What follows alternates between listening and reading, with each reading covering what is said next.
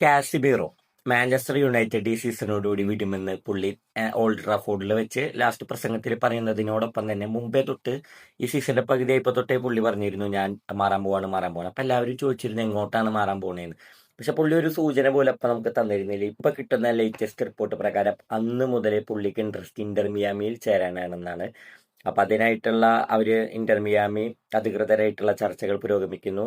എന്ന് വേണമെങ്കിലും ഇനി പോസിറ്റീവാണ് കാര്യങ്ങളല്ല സൈനിങ് നമുക്ക് കേൾക്കാമെന്നാണ് ഇപ്പോൾ വരുന്ന എല്ലാ റിപ്പോർട്ടും. ഇപ്പോൾ ഗ്ലോബ് ആയിക്കോട്ടെ, ടൈംസ് ഓഫ് ഇന്ത്യ ആയിക്കോട്ടെ, ESPN സ്പോർട്സ് ആയിക്കോട്ടെ, NDTV സ്പോർട്സ് ആയിക്കോട്ടെ, എല്ലാവരും റിപ്പോർട്ട് ചെയ്യുന്നത് ഇത് തന്നെയാണ്.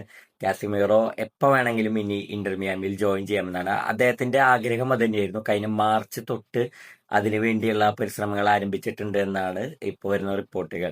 എന്ന് വെച്ചാൽ കാസിമീറോ മുമ്പേ ഉറപ്പിച്ചിരുന്നു ഇന്റർ മിയാമിയിലാണ് ഇനി ഞാൻ അടുത്ത സീസൺ കളിക്കാൻ പോകുന്നതെന്ന്. കാരണം കാസിമീറോക്ക് അവിടെ നല്ല പരിഗണന കിട്ടിയിരുന്നു യുണൈറ്റഡിൽ.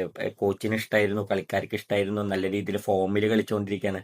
പക്ഷെ ഞാൻ അപ്പോൾ മനസ്സിലാക്കുന്ന ഒരു കാര്യം, കാസിമീറോ യുണൈറ്റഡിൽ പോയത് വേറെ ഒന്നിനല്ല, മസ്റ്റായിട്ട് വേൾഡ് കപ്പ് എന്ന ലക്ഷ്യത്തോടെയാണ്. അത് ആൾക്ക് നടന്നു. ഇനിയിപ്പോൾ ഇന്റർ മിയാമിക്ക് കളിക്കാനുള്ള പ്ലാനിലാണ് താരം. അപ്പം anyway best wishes Casemiro. Inter മിയാമിൽ മെസ്സിയുടെ ഒപ്പം പന്ത് തട്ടുന്നത് നമുക്ക് അടുത്ത സീസണിൽ കാണാം.